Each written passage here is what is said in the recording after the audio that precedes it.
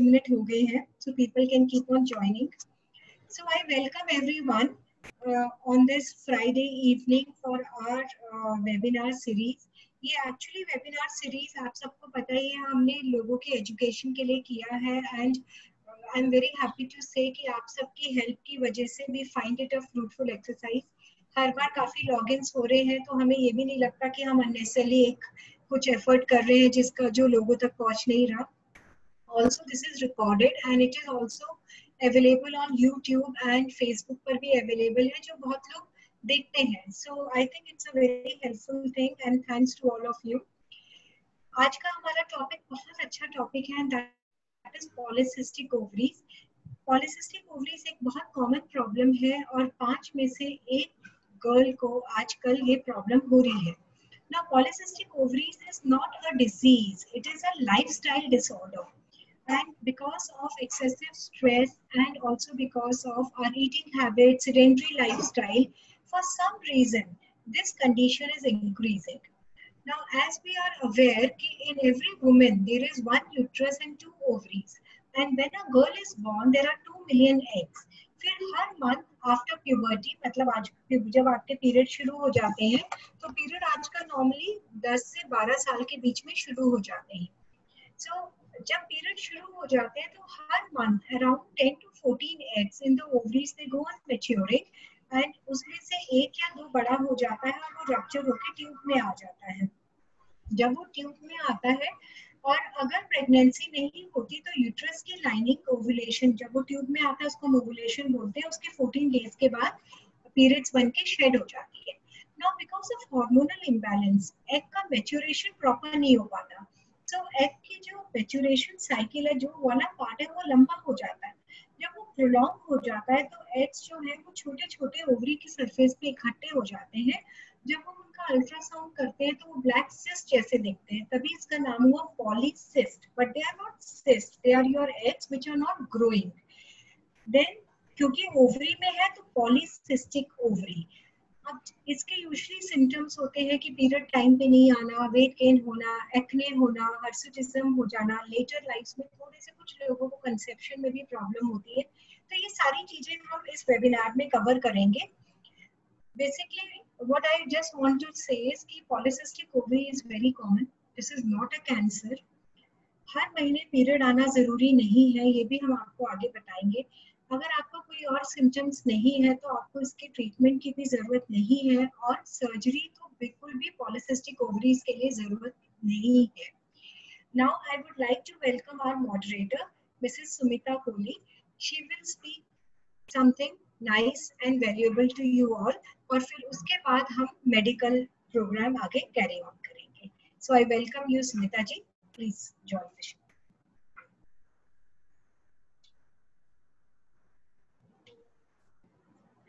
सुमिता जी की slide share कर दें. हम स्टॉप शेयर कर.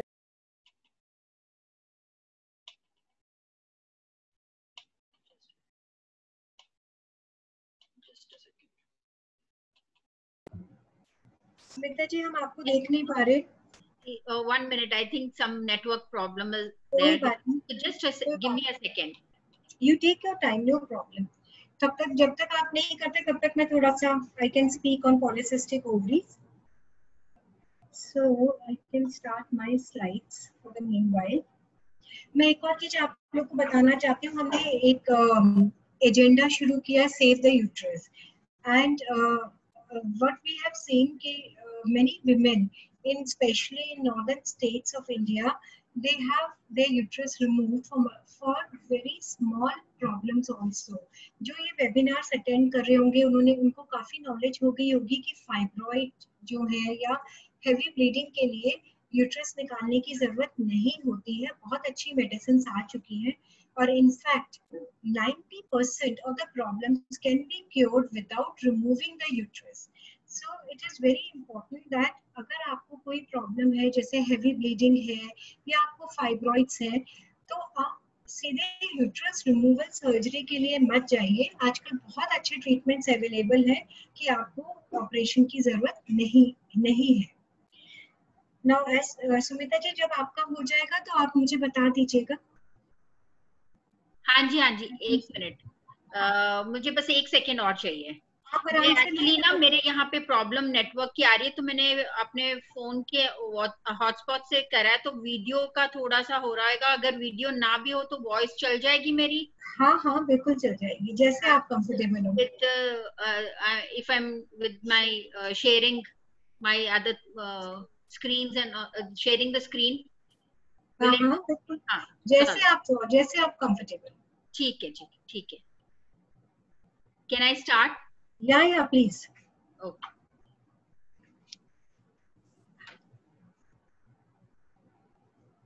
Hi everyone, this is Sumita Kohli, the president of the Last Venture, and I'm even the secretary for Mehla Morcha Chandigarh BJP and president for the Bharat Vikas Parishad East Zone 1.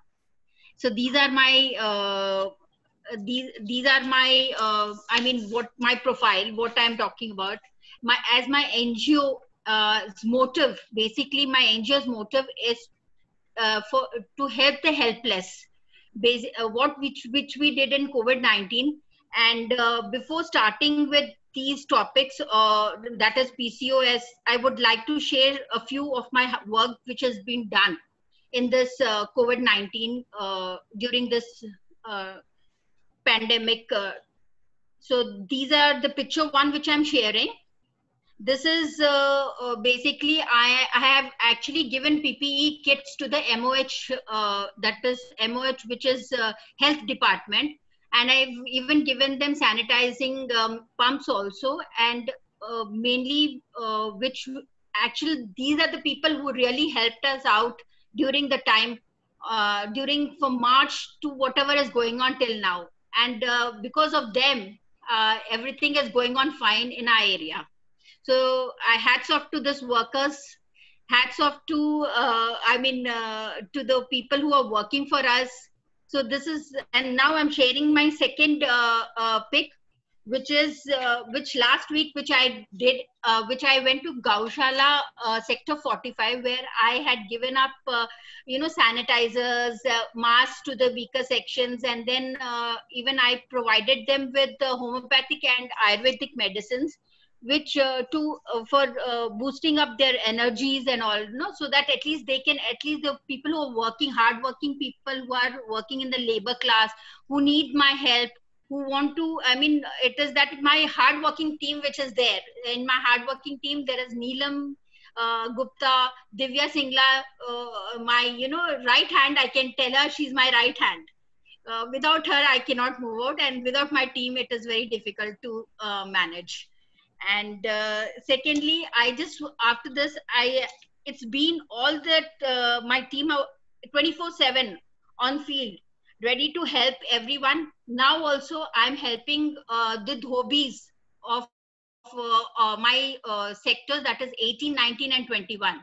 Whenever they need my help, I go give them ration, I give them dry ration to them, so that at least at this moment people still are scared of getting their clothes ironed from the dhobi, because they are the ironing of clothes means you're touching so many of the people's hands, and थोड़ा सा मुझे ऐसे लगता है कि धोबी जो है थोड़ा सा उनको प्रॉब्लम आ रही है कि लोग अभी भी डर रहे हैं उनको ना, जैसे कपड़े देने में, उनसे कुछ धोबी से वॉशिंग कराने में, तो उनका जो मेरा मोटिव है कि इन लोगों को थोड़ा सा मोटिवेट करना at this time of period. So this is my aim, this is my team's aim to go. And now I'm going to share with you another thing. This is PCOS ka jo what I'm sharing on the screen. Can you just see what I'm sharing? Yes, we can see. Yeah. Yeah, this is what I have taken out, which basically I frankly telling you, Preeti ji, my daughter is into medical. Okay, very nice. She's taken up her medical, and she has prepared, rather saying that she's done the whole job for me, and she's interested in speaking. Actually, she wanted to speak on this topic. So why don't you ask her to speak? She can take over from now. Yeah, she's next to me, and she wants to speak on this topic because she's interested in speaking. And I think I'm going to call her and I'm going to tell her to speak on it. Yeah. This is my dot. I'll just 1 minute if I can. Yeah, put on the video and what's her name? Right, 1 minute. I'll be a proud mother if she can handle this. I'm sure she will do very good. What's her name? She's Apurva Kohli. She's studying in +2 medical. She's taken up her medical and she's in Sacred Heart School. Oh wow, so nice. Apurva, we welcome you. Beta, आप आ जाओ. You are most welcome to speak. Please come. Hello, ma'am. Hi, Apurva. कैसे हो बेटा?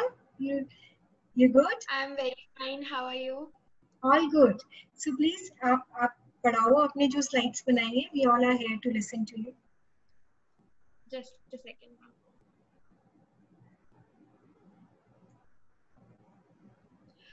So hi everyone.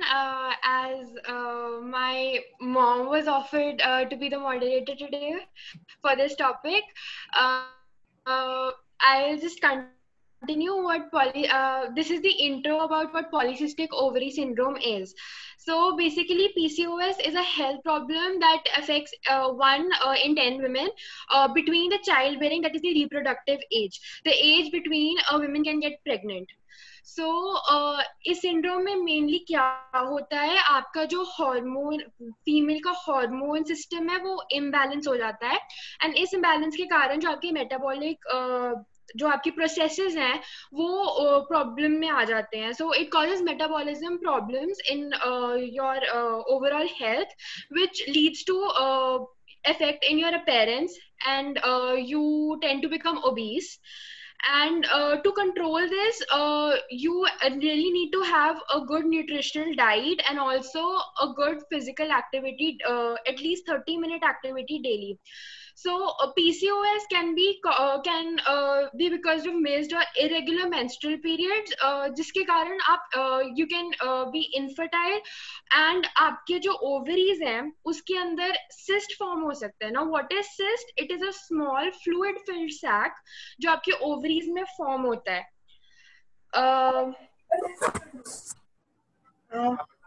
बेटा हम as you can see, we would like you. You're speaking very nice, but we would like you to not to speak too much medical things because cyst मैंने जैसे बताया वो आपके sacs नहीं होते, वो आपके eggs होते हैं.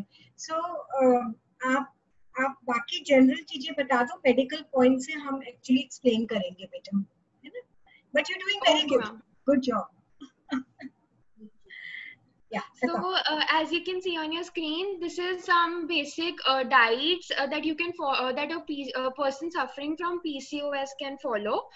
So research has shown that अगर आपकी healthy eating habits and you do regular physical activity, you can manage PCOS.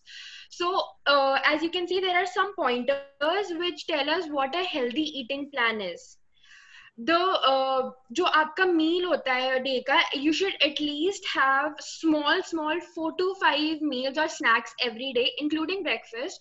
And the basic point is कि आपको कभी भी अपना कोई भी meal skip नहीं करना है.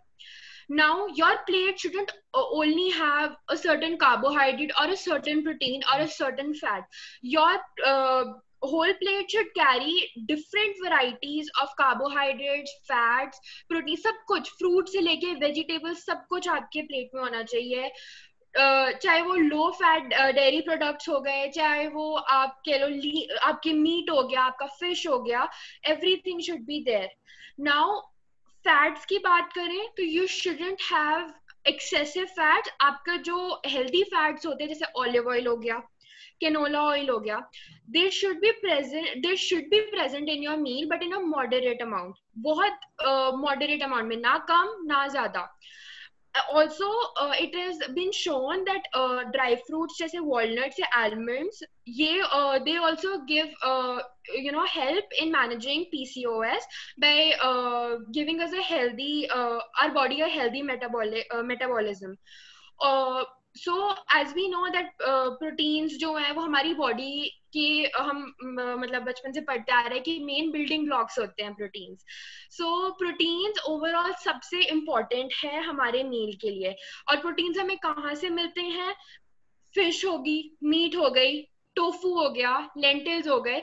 These are the basic food that give us proteins and are rich in proteins.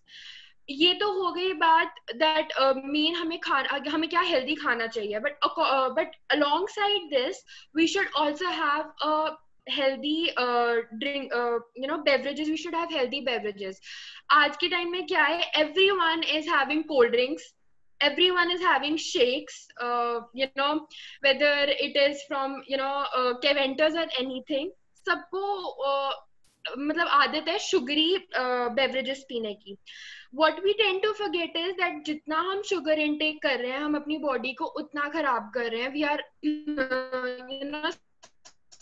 spoiling our body's metabolism that much only. So what we should have is that at least we should drink lot of water daily, and instead of having those sugary cold drinks, we should refrain from having that, and we should have low fat or fat free milk. And instead of having the tetra pack juices that we have, because frankly telling, we don't know uske andar kitni sugar. Sorry to disturb, we have to keep to the time, beta. So yeah, you can speak for 1 minute more, please. Okay, yeah, sure. So you should have a lot of water, 100% fruit juice. Now in the next slide, as you can see, alongside nutritional diet, physical activities बहुत important है. तो एक a person who is suffering from PCOS, उसको daily 30 minute moderate intensity जैसे jogging हो गई, walking हो गई, cycling होगी, ये करनी चाहिए. On top of that, ये करने से क्या होता है? अगर आप obese हो तो आपके हार्ट डिजीजेस को प्रोन होते हैं. तो ये एक्सरसाइज करने से आपके वो हार्ट डिजीजेस के चांसेस कम हो जाते हैं, एंड आपको डायबिटीज भी कम होने के चांसेस हैं. मोरओवर आपको वीक में twice muscle mass strength training exercise करनी चाहिए. जैसे ये होती हैं आपकी हार्ड एक्सरसाइजेस जो थोड़ी सी डिफिकल्ट आपकी बॉडी को एग्जैजरेट करती हैं. So this is all I have for PCOS, and very nice. Thank you for taking thank you. So nice of you, and it was very nice and very nice. She spoke so well. Very good. So I mean, basically what happens when kids grow up, Dr. Saab, कि हमें लगता है कि बच्चे अब हमारे लिए बोलेंगे और हम चुप रहेंगे. Absolutely. So, thank you to both of you. So now we carry on the program forward. Thank you. हमारा स्क्रीन शेयर होगा.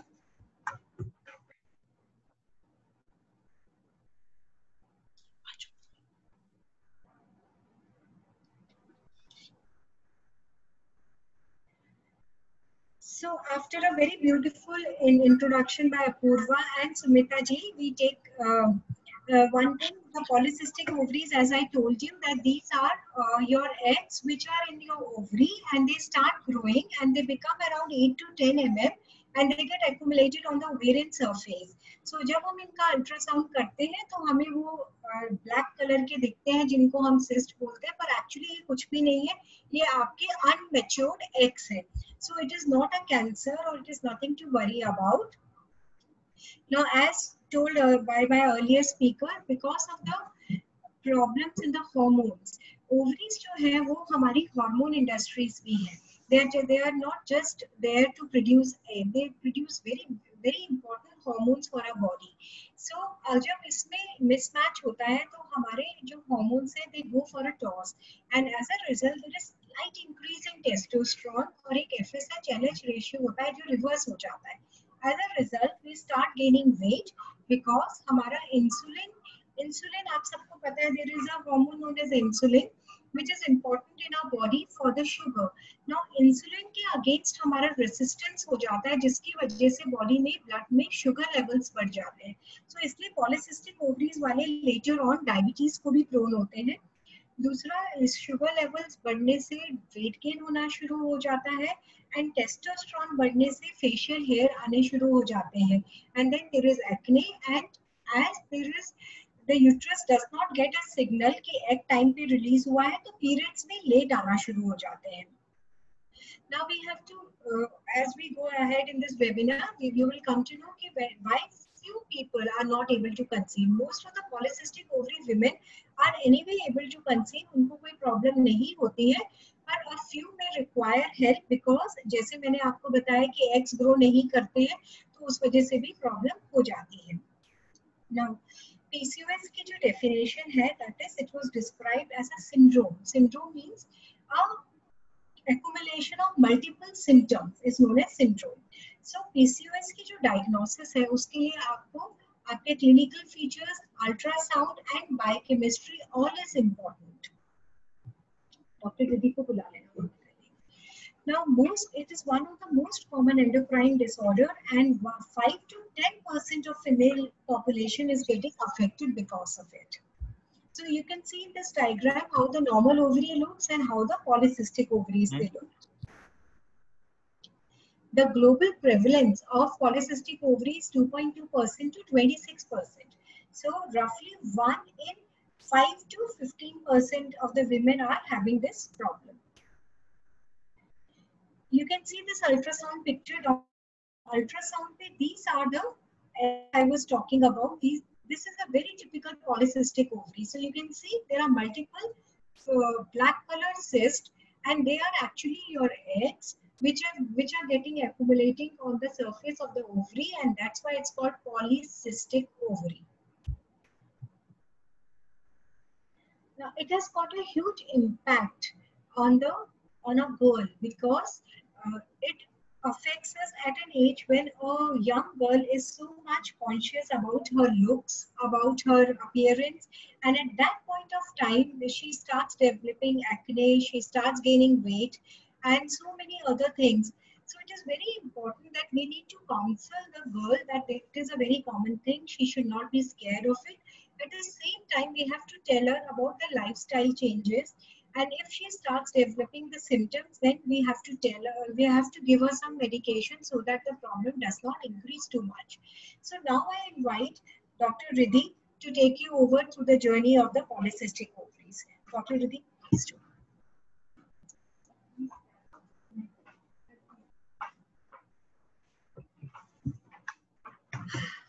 Good evening, everyone. Before I start with my polycystic ovaries part, ma'am ने भी काफी highlight कर दिया है और सबसे पहले तो ये इम्पोर्टेंट चीज है कि पॉलीसिस्टिक ओवरीज कोई बीमारी नहीं है, it's not a disease, it's just a hormonal imbalance.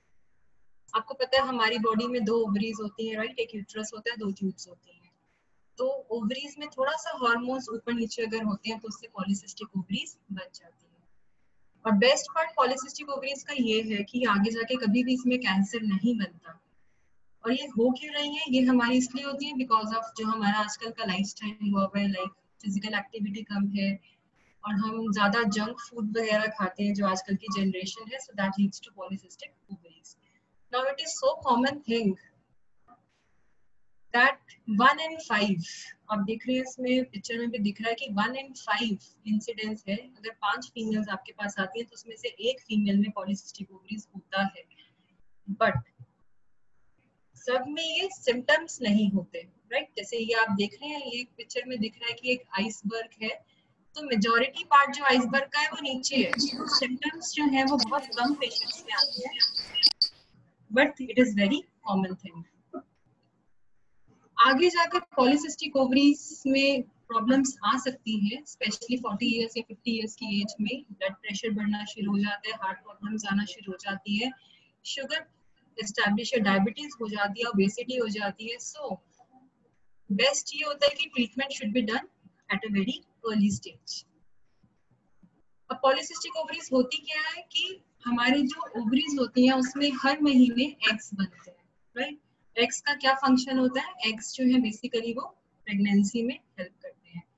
But polycystic में क्या होता है, बहुत सारे एग्स बनना शुरू होते हैं सेकेंड डे ऑफ पीरियड्स पे, और उसमें से ज्यादातर एग्स जो हैं उनकी ग्रोथ अरेस्ट हो जाती है, मतलब वो आगे जाके ग्रो नहीं करते, और एक एग जो होता है वो आगे जाके ग्रो करता है जिसे हम डोमिनेंट फॉलिकल कहते हैं, जिससे प्रेगनेंसी होती है. लेकिन पॉलीसिस्टिक ओवरी में आप पिक्चर में देखेंगे कि बजाय एक डोमिनेंट फॉलिकल के हमारे पास छोटे छोटे से बहुत सारे बनना शुरू हो जाते हैं, 7 to 8 mm के 10 से 12 फॉलिकल्स जो है, इसको कहते हैं रिंग ऑफ पर्ल्स अपीयरेंस, एक रिंग ऑफ मोतियों की रिंग की तरह अपीयरेंस लगती है अगर हम पॉलीसिस्टिक ओवरीज को देखें। कॉजेस क्या है पॉलीसिस्टिक ओवरीज के? सबसे इंपॉर्टेंट एंड फोरमोस्ट जो है वो है हमारा lifestyle, lack of physical activity, weight gain होता रहता है, junk food that leads to this thing, obesity, अगर आपका वेट जो है वो ज्यादा है तो they are more prone to have polycystic ovaries, and genetic, yes genetic में ये है कि अगर मदर में पॉलीसिस्टिक ओवरीज हैं तो वेरी हाई चांसेस की डॉटर में भी हो सकती हैं, अगर सिस्टर में पॉलीसिस्टिक ओवरीज हैं तो आप में भी हो सकती है। क्लिनिकल फीचर्स हम बहुत बार हाईलाइट कर चुके हैं, सिंपल सा ये होता है कि इसमें मेल हार्मोन जो है वो बढ़ना शुरू हो जाता है, तो जो हमारे में एक्ने, पिंपल्स आना शुरू हो जाते हैं, एकैंथोसिस होता है कि आपको लगेगा जो आपके नेक की स्किन है वो ब्राउन या डार्क पिगमेंटेशन उसमें एस्टैब्लिश हो जाती है, और फिर आपको लगता है कि ये पिगमेंटेशन तो जा ही नहीं रही है, in spite of facials and in spite of cleansing वो नहीं जाती। हेयर ग्रोथ होना शुरू हो जाती है जिसे कहते हैं hirsutism. Typical male pattern baldness आना शुरू हो जाती है, जो सेंटर में होते हैं वो हेयर थिन हो जाते हैं क्योंकि ये सब हार्मोन्स जो मेल हार्मोन्स है उसकी बढ़ने की वजह से होते हैं। मोस्ट कॉमन होता है पीरियड्स जो इरेगुलर होना शुरू हो जाते हैं। इनिशियली क्या होता है 5 to 7 डेज जो है वो पीरियड्स स्किप हो जाते हैं, फिर वो 20 डेज तक करते करते इतना हो जाता है कि 1 या 2 महीने तक पीरियड्स ही नहीं आते, और फिर आपको लगता है कि बॉडी में हमारा वेट बढ़ रहा है, फ्लूइड रिटेंशन हो रही है और आप अनकंफर्टेबल फील करते हो। इनफर्टिलिटी में 70 to 80% फीमेल्स जो होती हैं जिसमें पॉलीसिस्टिक ओवरीज होती है उनमें प्रेगनेंसी आसानी से हो जाती है, बट यस 10% फीमेल्स होती हैं जिसमें प्रेगनेंसी होने में मुश्किल आती है, and then we have to help them out. So I have told you acne, irregular periods, hirsutism is the hair growth, weight gain. Weight gain इस हद से होता है कि even if you try to do exercises और आप diet पे restrictions ला भी रहे हैं उसके बावजूद वेट नहीं कम होता। बहुत पेशेंट्स आते हैं जो कहते हैं कि मैम हम इतना खाते भी नहीं है, हम इतना जॉगिंग भी करते हैं फिर भी वेट क्यों नहीं कम हो रहा? बिकॉज इसमें सर्टेन हमें आपको मेडिसिन देनी पड़ती है, सर्टेन हॉर्मोन्स देने पड़ते हैं और थोड़ी सी हेल्प से वेट रिडक्शन शुरू हो जाती है। एलोपेसिया होना शुरू हो जाता है, हेयर जो है वो थिन होना शुरू हो जाते हैं। कैंथोसिस मैंने बताया कि पिगमेंटेशन हो जाती है, नेक पर एक्जिला में पिगमेंटेशन डार्क ब्राउनिश कलर की शुरू हो जाती है, और लेटर ऑन 40s के बाद जब आप 40s या 50s में होते हैं तो they are more prone to have high blood pressure और उनका लिपिड प्रोफाइल बढ़ जाता है, sugar, heart problems they are more common in them. तो अगर हमारे पास आप आते हैं कोई भी पॉलीसिस्टिक ओवरीज के साथ तो हम बहुत बेसिक से कराते हैं, जो बेसिक सिम्टम जिससे आप आते हैं वो आते हैं इरेगुलर पीरियड्स के साथ। तो एक तो हम आपकी हार्मोनल प्रोफाइल कराते हैं टेस्ट, जिसमें हम आपके 2 हार्मोन्स टेस्ट कराते हैं, एक होता है LH, एक होता है FSH। दूसरा हम थायराइड कराते हैं क्योंकि कई बार थायराइड की भी अगर प्रॉब्लम है तो भी आपके पीरियड्स इरेगुलर हो सकते हैं। सीरम प्रोलैक्टिन एक हार्मोन होता है जो हमारे हेड में बनता है, पिट्यूटरी ग्लैंड होता है हमारे ब्रेन में, उससे ये रिलीज होता है। अगर प्रोलैक्टिन के लेवल्स भी बहुत ज्यादा है आपकी बॉडी में तो भी वेट गेन होता है और पीरियड्स इरेगुलर हो सकते हैं। शुगर्स, बिकॉज पॉलीसिस्टिक ओवरीज में आगे जाके डायबिटीज होने की टेंडेंसी होती है। फास्टिंग इंसुलिन लेवल करा सकते हैं क्योंकि इनमें देखा गया है कि इंसुलिन रेजिस्टेंस हो जाती है जिसकी वजह से आगे जाकर डायबिटीज हो सकती है।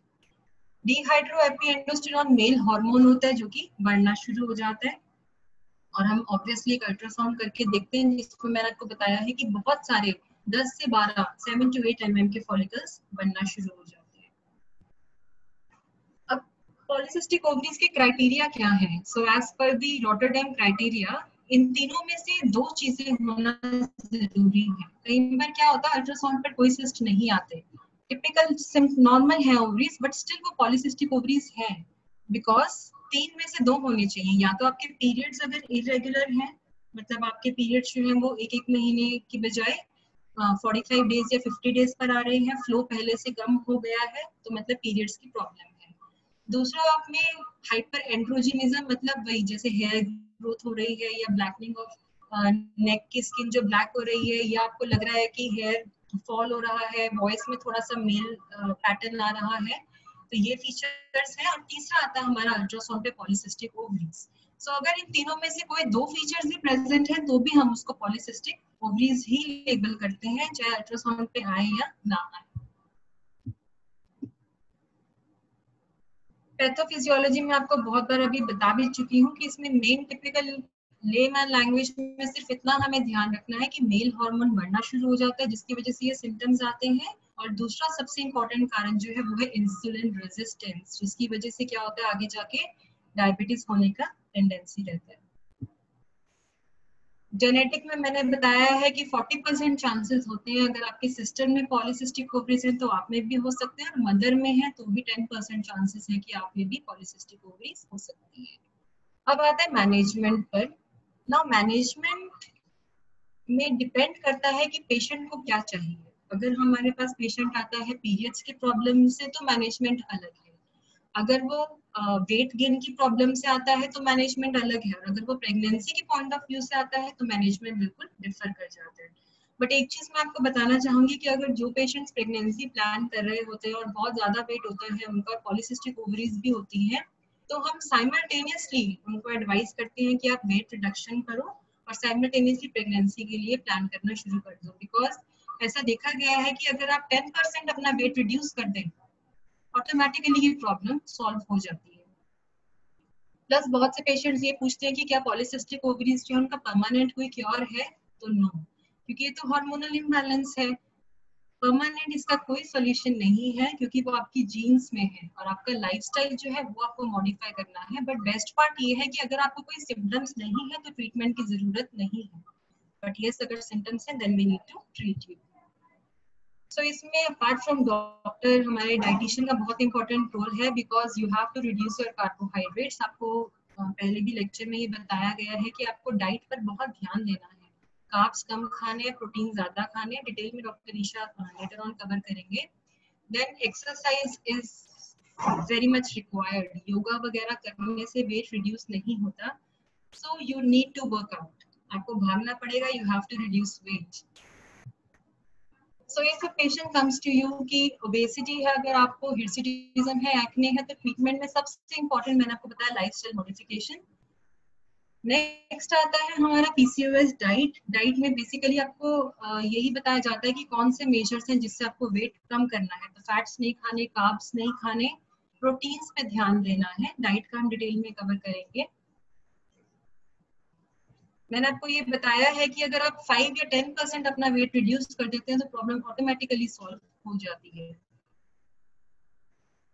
प्लस एक्सरसाइज करने से और क्या देखा गया अपार्ट फ्रॉम वेट रिडक्शन, जो मैंने आपको बताया कि इंसुलिन रेजिस्टेंस डेवलप हो जाती है, वो भी इंप्रूव होती है, तो आगे जाके डायबिटीज नहीं होती, आगे जाके ब्लड प्रेशर और लिपिड प्रोफाइल में डिरेंजमेंट नहीं आती।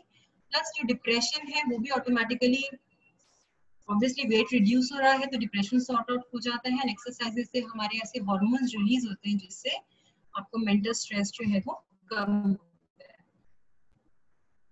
But there are certain medicines also जिनसे काफी हद तक पॉलीसिस्टिक ओवरीज के पेशेंट्स को हेल्प हो सकती है।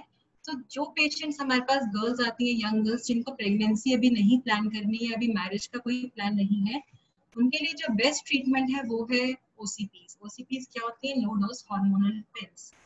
अगर आप इनको देखेंगे, इनके कंटेंट्स गूगल पे देखेंगे तो ये वही पिल्स हैं जो हम कॉन्ट्रासेप्शन के लिए भी देते हैं, दे आर कॉन्ट्रासेप्टिव पिल्स। लेकिन आपके केस में this is not for contraception thing, जो आपको दी जा रही है वो है हार्मोनल रेगुलेशन के लिए। बिकॉज ओसीपी से देखा गया है, जैसे मिथ होता है या बहुत सी गूगल पे लिखा होता है कि ओसीपी पिल से वेट गेन होता है, बट बहुत अच्छी आजकल पिल्स आ गई हैं जैसे क्रिसेंटा, यांसी जो हम प्रिस्क्राइब करते हैं, जिनसे वेट गेन नहीं होता, रादर वेट रिडक्शन में वो हेल्प करते हैं। और जो ओसीपीज होती है, अगर इनसे वेट गेन होता भी है तो वो टेम्परेरी होता है वेट गेन, जो कि बॉडी में फ्लूइड रिटेंशन की वजह से होता है। तो जब आप ये लेना बंद कर देते हैं 1 मंथ में, रादर वो सारा फ्लूइड बॉडी से निकल जाता है और वेट उतना ही वापस आ जाता है, रादर वेट रिडक्शन में ये हेल्प करती है। और जो हिर्सुटिज्म है, हेयर ग्रोथ में, एक्ने में, दे आर आल्सो वंडरफुल, इनका रिस्पांस देखा गया है। अनदर ब्यूटीफुल ड्रग जो है जो हम देते हैं पॉलीसिस्टिक ओवरीज में वो है मेटफॉर्मिन। मेटफॉर्मिन अगर आप गूगल करेंगे तो ये डायबिटिक पेशेंट्स में दिया जाता है, बट हमारे में ये पॉलीसिस्टिक ओवरीज में इसके जो है वो इम्पोर्टेंट फंक्शंस क्या हैं? एक तो ये आगे जाके डायबिटीज नहीं होने देगा, दूसरा इंसुलिन रेजिस्टेंस नहीं होने देगा, तीसरा ये वेट रिडक्शन में हेल्प करता है, चौथा अगर प्रेगनेंसी के लिए वो ट्राई कर रहे हैं तो ये प्रेगनेंसी में होने में भी ये हेल्प करता है। तो metformin is a wonderful drug. फिर हमारे पास पेशेंट्स आते हैं, दे आस्क कि मेटफॉर्मिन से क्या शुगर लेवल कम तो नहीं हो जाएगा अगर आप डायबिटिक पेशेंट्स में देते हैं? सो नो, नॉर्मल पेशेंट्स की शुगर मेटफॉर्मिन से नहीं कम होती, बट स्टिल अगर हम मेटफॉर्मिन एडवाइस करते भी हैं तो भी हम कहते हैं कि आप खाने के साथ लें, खाली पेट मत लें उसको। और मेटफॉर्मिन से थोड़ा सा जीआई प्रॉब्लम होती है, बहुत लोगों को नॉजिया होता है और कुछ खाने का दिल नहीं करता, बट ग्रेजुअली ये सेटल हो जाता है। तो जिनको भी मेटफॉर्मिन सूट करती है, इट्स अ वंडरफुल ड्रग। इसको खाते खाते अगर आप प्रेगनेंसी के लिए प्लान कर रहे होते हैं, बहुत ज्यादा चांसेस होते हैं कि यू माइट बिकम प्रेग्नेंट, और प्रेगनेंसी में भी मेटफॉर्मिन को आगे कंटिन्यू किया जाता है बिकॉज उससे देखा गया है कि आगे जाके प्रेगनेंसी में शुगर नहीं बढ़ती। दूसरा एक देखा गया इनोसिटोल, ये हार्मोन होता है जिसकी हमारी एक विटामिन है जिसकी हमारी बॉडी में डेफिशिएंसी हो जाती है पॉलीसिस्टिक ओवरीज में, तो इनोसिटोल भी हेल्प करता है इसकी ट्रीटमेंट में। तो प्लेन मेटफॉर्मिन की बजाय हम जो प्रिस्क्राइब करते हैं ऊशोरेम, that is a combination of inositol and metformin, so it is preferred over plain metformin. Cosmetic treatment obviously for hair growth, आपके लिए बहुत सारी अच्छी क्रीम्स भी आती हैं जिनसे देयर एंटी एंड्रोजेनिक क्रीम्स होती हैं, बट प्रॉब्लम ये रहती है कि उन क्रीम से एक बार तो निकल जाएंगे बट फिर से रीग्रोथ हो जाती है। सो अगर आपको इसका ट्रीटमेंट लेना भी है हेयर ग्रोथ का, तो साइमल्टेनियसली हेयर ग्रोथ का ट्रीटमेंट चलता रहे, जैसे अगर आप लेजर करा रहे हैं या anything for hair growth, but साथ में आपको पिल्स या मेटफॉर्मिन पर हम डाल के रखते हैं ताकि उसका भी इफेक्ट आए। नहीं तो फिर क्या होगा, आप लेजर कराएंगे या इसका वैक्सीन कराएंगे और फिर से वो रीग्रो हो जाएंगे। एक्ने के लिए भी मैंने आपको बताया कि पिल्स के साथ साथ आपको एंटीबायोटिक का कोर्स दिया जाता है या ऐसी कुछ क्रीम्स दी जाती हैं जो आप एक्ने पर अप्लाई कर सकते हैं, बट जो इनका क्रक्स है वो क्या है, बॉडी के हार्मोन्स। तो हार्मोन्स को आपको लेवल में लाना पड़ेगा, अदरवाइज ये रीअकर होते रहते हैं।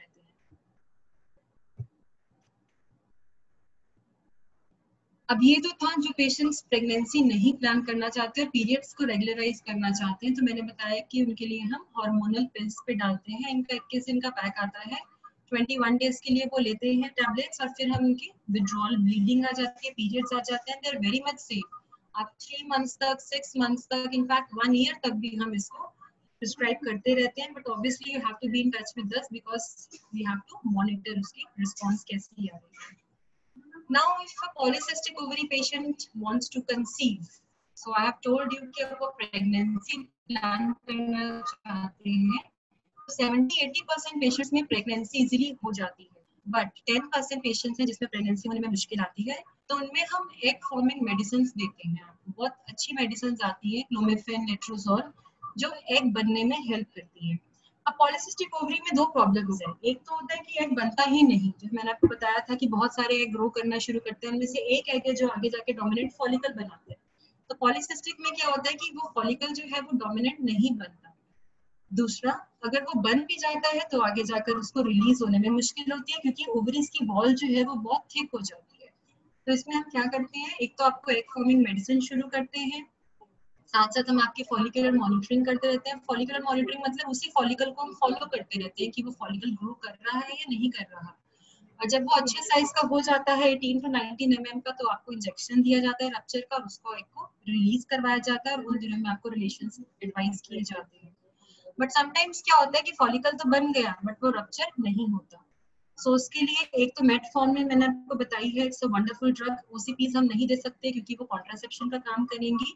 तो एक और चीज आती है, वो होती है laparoscopic ovarian drilling. Laparoscopic ovarian drilling में क्या करते हैं, हम लेप्रोस्कोपिकली दूरबीन से हम obviously we enter your abdomen, और इसमें हम क्या करते हैं, ओवरी की जो वॉल होती है उसमें छोटे छोटे छोटे छोटे बर्न्स कर देते हैं।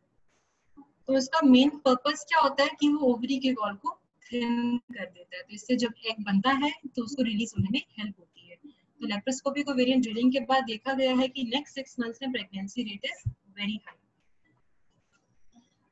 नाउ पॉलीसिस्टिक ओवरी के पेशेंट में प्रेगनेंसी भी हो गई again. Now if she is pregnant we have to monitor her carefully. Why? क्योंकि देखा गया है कि recurrent miscarriages are seen in the patients of polycystic ovaries, तो उनमें हम पहले से ही थोड़ा सा सपोर्ट देकर चलते हैं, जैसे मेटफॉर्मिन और साथ में कुछ प्रोजेस्टेरोन दिए जाते हैं उनमें। अगर मिसकैरेजेस वाला पार्ट हम ओवरकम कर भी जाते हैं तो भी उनमें आगे जाके जेस्टेशनल डायबिटीज होने का डर रहता है, तो उनमें हम शुगर स्क्रीनिंग जो है वो जल्दी शुरू कर देते हैं। नॉर्मल अगर प्रेगनेंसी में एक पेशेंट आती है तो शुगर स्क्रीनिंग या डायबिटिक स्क्रीनिंग 24 हफ्ते पे की जाती है, लेकिन अगर वो पॉलीसिस्टिक ओवरीज की पेशेंट है तो जैसे ही प्रेगनेंसी कंफर्म होती है हम उसकी शुगर टेस्टिंग कर लेते हैं। आगे जाके ब्लड प्रेशर होने का डर रहता है, ग्रोथ रिटार्डेशन का डर रहता है, तो ऑब्वियसली इनमें भी अच्छी मॉनिटरिंग होना जरूरी है। And after pregnancy, after delivery 40s या 50s में जाके डायबिटीज होने का टेंडेंसी में ज्यादा है, ब्लड प्रेशर बढ़ सकता है, लिवर प्रॉब्लम्स आ सकती हैं, हार्ट डिजीजेस आ सकती हैं। So you need to be physically active throughout your life. So thank you. I think काफी हद तक पॉलीसिस्टिक ओवरीज का कवर किया है। अब डॉक्टर रीशा आएंगे and she will take her lecture on diet in polycystic ovaries. Thank you.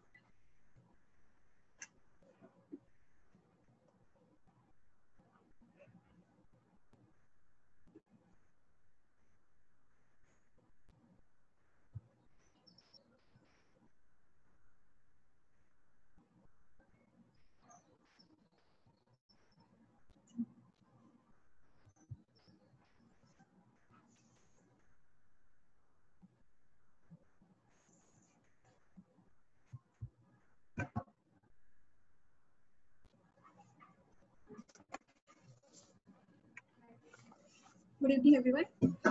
I am doctor Isha और मेरा जो टॉपिक है मैं कवर करने वाली हूँ PCOS diet. So basically ma'am ने आपको बता दिया व्हाट इज पीसीओएस और क्या मेडिकल ट्रीटमेंट हो सकती है, बट आप क्या अपने लेवल पे क्या ट्रीट कर सकते हो, कैसे प्रिवेंट कर सकते हो, that I am gonna cover. So PCOS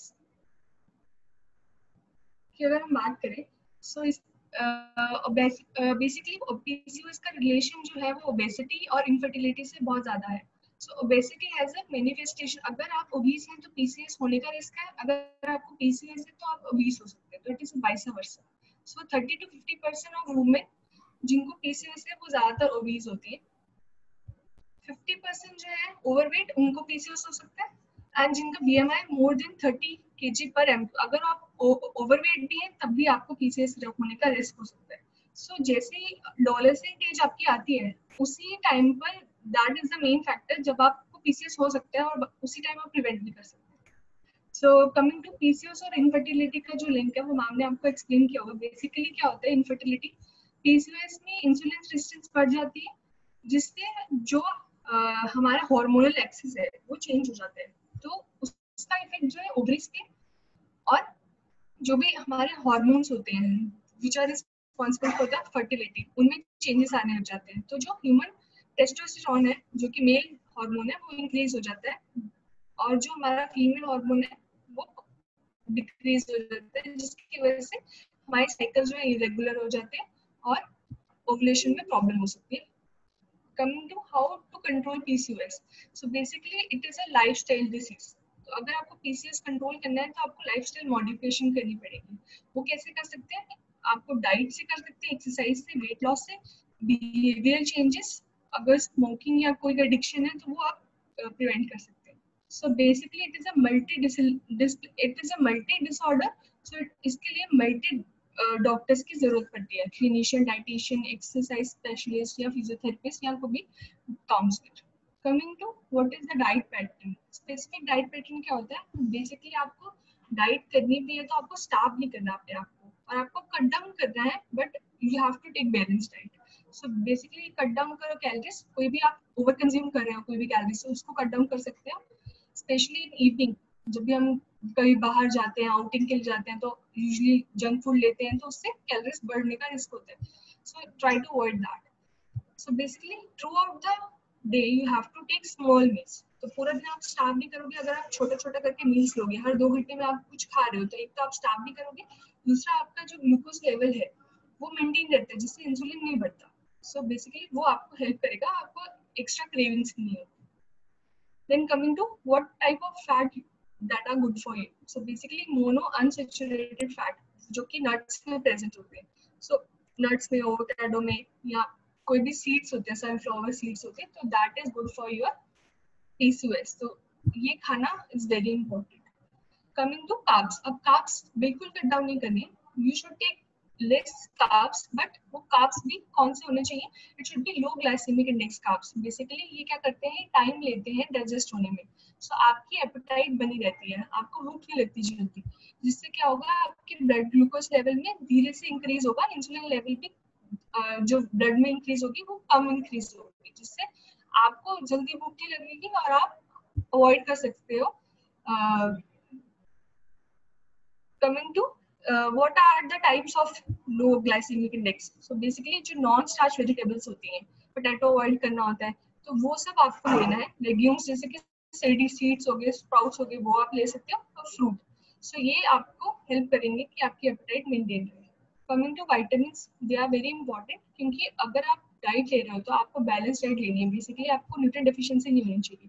so combination of vitamin you have to take. So with the help of diet it can be get complete in your food, पर उसके साथ आप सप्लीमेंट भी ले सकते हो, उसमें कोई हार्म नहीं है. So coming to vitamin B2, ये क्या करता है, आपकी जितने भी जो भी सोर्सेज होते हैं आपके फूड को, उसको कन्वर्ट करेगा एनर्जी में.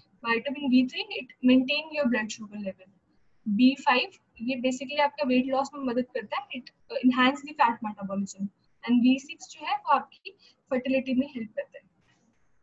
Coming to calcium and vitamin D, this is very important. Even if you are planning for pregnancy, this is gonna help you. So basically calcium, vitamin D हमेशा sufficient level पे present होना चाहिए आपकी body में. So calcium क्या करता है, basically जब egg maturation या follicles की development में मदद करता है. तो जब भी अगर आपको हम plan बताएंगे तो उसमें हम calcium, vitamin D जरूर add करते हैं. So basically for the egg maturation और complete cycle. विटामिन डी क्या करता है, आपकी एब्जॉर्प्शन बढ़ाएगा. ये देखा गया अगर विटामिन डी इनफर्टिलिटी पेशेंट्स में दिया जाए तो उसमें जो है चांसेस ऑफ कंसेप्शन इंक्रीज हो जाते हैं. कमिंग टू जिंक, अब जिंक क्या करेगा इन PCOS. बहुत बार क्या होता है, आपके हेयर जो है बहुत थिक हो जाते हैं, आपकी स्किन बहुत ड्राई होने लग जाती है, तो it will improve the texture of skin and hair. So consume those food which are rich in zinc. These are the seeds, chocolate, garlic, wheat germ. These are the types of seeds which are potent source of zinc. So it will improve your texture. Then coming to magnesium, these are the micronutrients जो कि normally हमारी body में present होते हैं and it can be complete by your food. So आपको extra supplement लेने की जरूरत नहीं पड़ती. So magnesium क्या करता है, basically जो भी insulin resistant या diabetic patient है, magnesium की वैल्यू कम हो जाती है, तो you have to take magnesium. तो वो कैसे complete होगा, या तो आप योगर्ट ले लीजिए, या कोई ग्रीन वेजिटेबल्स, या banana is a potent source of calcium, तो आप वो ले लीजिए. Avocado, almonds, these are the potent source of magnesium. Coming to chromium, good dietary source of chromium it include onion, lettuce, tomato, potato. तो chromium भी लेना is a very important source. Basically क्या करेगा, आपकी ब्लड शुगर लेवल को maintain करके रखेगा, क्योंकि इंसुलिन को बढ़ने नहीं देता. फैट जो है, फैट्स इज ऑल्सो इम्पोर्टेंट. आप बिल्कुल भी ऐसा भी नहीं है कि आप फैट बिल्कुल रिस्ट्रिक्ट करोगे, थोड़ा सा फैट लोगे तभी आपकी बॉडी वो इसे यूज कर सकती है एज ए एनर्जी सोर्स, आपको वीकनेस भी नहीं होगी. तो आप यू शुड अवॉइड जो होल सैचुरेटेड जो फैट्स होते हैं वो आप अवॉइड करो. सो जो लो स्किम मिल्क आता है वो आप ले सकते हो. So it low fat cooking method क्या है, आप या तो अगर ले रहे हो अगर फैट किसी भी फॉर्म में, मिल्क की फॉर्म में, कर्ड की फॉर्म में, तो you can just bake it in the form of grill कर सकते हो, बॉईल कर सकते हो. Then coming to green tea आजकल सभी लोग पीते होते हैं. So green tea is very beneficial for everyone who is having PCOS. So it is gonna help you in losing weight, decrease the fasting insulin, and decrease the level of testosterone in your body. Omega-3 fatty acid is a novel drug. Either you can take in form of supplements or in the form of food. तो food में आप जैसे fish से complete हो सकता है, groundnut से complete हो सकता है, broccoli से complete हो सकता है, और any green leafy vegetable से. तो basically क्या करेगा, एक तो आपकी immunity बढ़ाएगा, insulin sensitivity को कम करेगा, और आपकी oxidative stress जो भी अंदर कोई भी negative चीजें बन रही है उसको reduce करेगा. So it helps you overbuild. Then fenugreek seed, these are the जो मेथी के सीड्स होते हैं, मेथी दाने होते हैं, वो इट इज ऑल्सो गुड, ये देखा गया है। तो बेसिकली क्या करता है, आप पानी में ओवरनाइट आप रख सकते हो इसको सोक करके, एंड जो नेक्स्ट मॉर्निंग आप इसका पानी पी सकते हो। तो it will improve your insulin sensitivity, blood sugar level को नॉर्मलाइज करेगा, इंसुलिन लेवल को रेगुलेट करेगा, and it is a rich source of vitamin, mineral, antioxidants. Cinnamon, दालचीनी, ये क्या करेगा, ये आप इससे किसी भी फॉर्म में ले सकते हो, आइदर इन पाउडर फॉर्म और in your foods. So basically decrease the fasting blood sugar level, और जो बैड कोलेस्ट्रॉल होता है उसे भी कम करता है। So it also help in improving your menstrual regulatory. अगर किसी को भी इरेगुलर पीरियड है या डिस्मेनोरिया है, अगर पेनफुल पीरियड्स आते हैं, तो ये उसमें भी हेल्प करता है। तो basically this is the take home message, you should eat. आपको छोटे मील लेने चाहिए, पर हर 2 घंटे में खाना चाहिए, ताकि आपको भूख ना लगे, आपकी ब्लड शुगर लेवल जो है वो लो मेंटेन रहे। अगर आप वॉक के लिए जाते हैं मॉर्निंग, तो within 1 hour you should consume something. तो ब्रेकफास्ट जो है आप विद इन 1 आवर ले लीजिए। अगर स्नैक लेना है तो 2 से 3 घंटे बाद, लंच आप 2 घंटे बाद, स्नैक जो आप इवनिंग स्नैक लेते हो वो 1 घंटे, अगर आप वॉक कर रहे हो उसके 2 से 3 घंटे बाद, और डिनर जो है वो 2 घंटे बाद। So basically what is the effect of weight loss? Even अगर आप 5% बॉडी वेट भी लूज कर रहे हो, तो आपकी इंसुलिन रेजिस्टेंस कम हो जाएगी, आपकी जो एंड्रोजन है, हाइपोएंड्रोजनिज्म हो जाता है, तो जो सर्कुलेटिंग एंड्रोजन है वो कम हो जाता है, जिसकी वजह से ओवुलेशन में हेल्प होगी। बेसिकली जो साइकिल्स, जो हमारे एनओवुलेटरी साइकिल्स होते हैं, जिसमें एग रिलीज नहीं हो पाता, तो ये सब वो ठीक करेगा। एंड जितने भी आपके पीसीओएस सिम्टम्स है, हिरोसिटिज्म, ब्लड बॉडी वेट इंक्रीज हुआ है, वेट गेन हो रहा है, हेयर लॉस हो रहा है, उसको ट्रीट करते हैं। सो बेसिकली अगर 5% देखा गया, अगर 5% भी बॉडी वेट लूज हो रहा है, तो बहुत लोग जो है कंसीव कर जाते हैं। So it will improve your body composition, insulin sensitivity को रिस्टोर करेगा, कोई भी फैट सोर्स है उसको इनहांस करेगा, उसको बर्न करने के लिए, और आपकी सेल्फ एस्टीम को इंक्रीज करेगा। सो एक्सरसाइज की अगर बात करें, तो आप exercise plays a very important role. अकेला डाइट काम नहीं करेगा, या अकेले एक्सरसाइज काम नहीं करेगी, दोनों को क्लब करके आपको काम करना पड़ेगा। तो basically you should go for exercise 5 days a week, और इंटेंसिटी शुड बी मॉडरेट। ज्यादा aggressive exercise, vigorous exercise you should not do. Aerobic exercise is the type of exercise you should do, और इसका duration almost 30 minutes. आप start कर सकते हो 15 minute से, पर धीरे धीरे आप इंक्रीज कर सकते हो। Then it should start low, but it should be consistent. So you can go for all these exercises.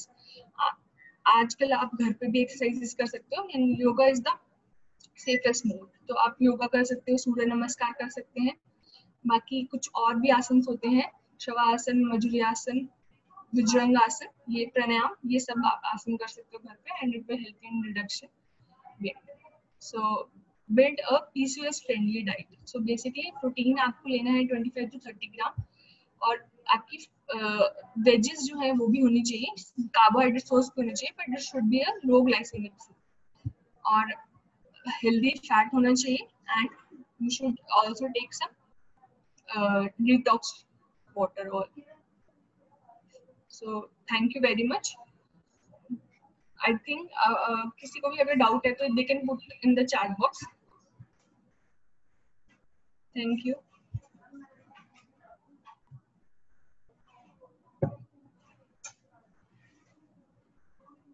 Thank you so much, Dr. Isha.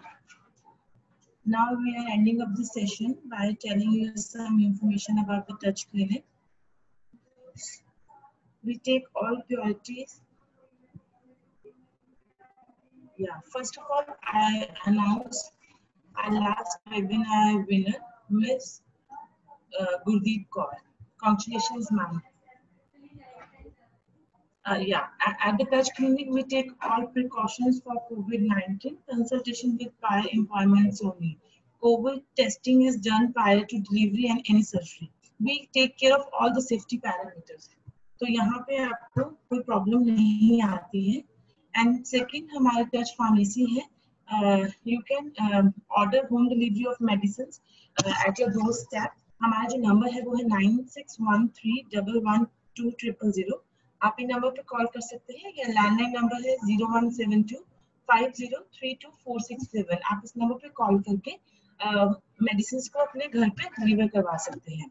We have our touch lab also. You can avail home blood sample collection facility on calling on the both numbers 9915496821 और 9915748821। आप इन numbers पे call करके home delivery samples के लिए हमारे executive को अपने घर पे बुला सकते हैं।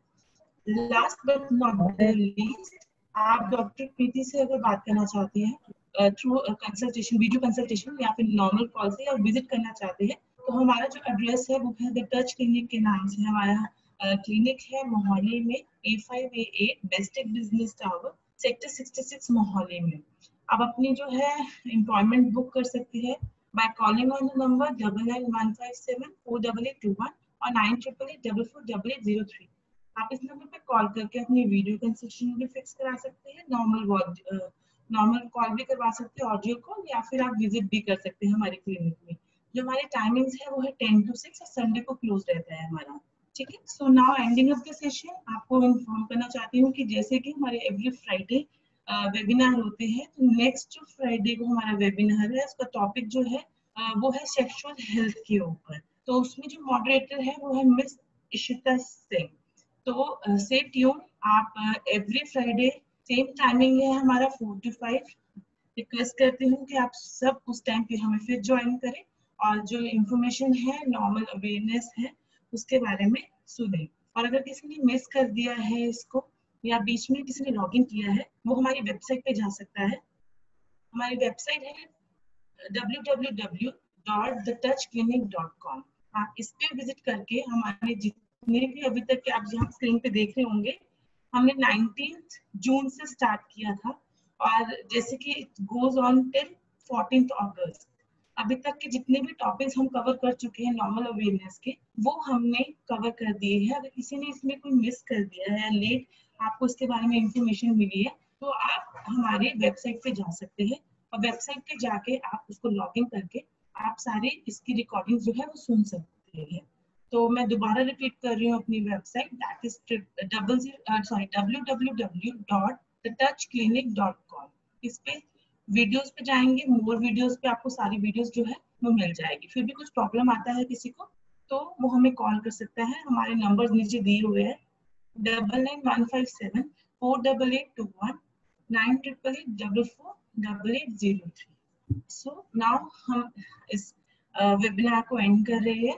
ठीक है, किसी को कुछ भी डाउट होगा, किसी को कॉल इस नंबर पे कॉल करके इंफॉर्मेशन दे सकते हैं, या अगर आपको कुछ लगता है कोई न्यू टॉपिक, जैसे कि डॉक्टर प्रीति मैम ने बताया स्टार्टिंग में कि जो आपको लगता है नॉर्मल अवेयरनेस का टॉपिक हमें ऐड करना चाहिए, जिसके बारे में हमने अभी तक एक्सप्लेन नहीं किया है, आप हमें वो जरूर इन्फॉर्म करें इस नंबर पे कॉल करके, सो दैट हम उसका भी वेबिनार जो 20 अगस्त के बाद नेक्स्ट फ्राइडे आएगा उस पर रख लेंगे।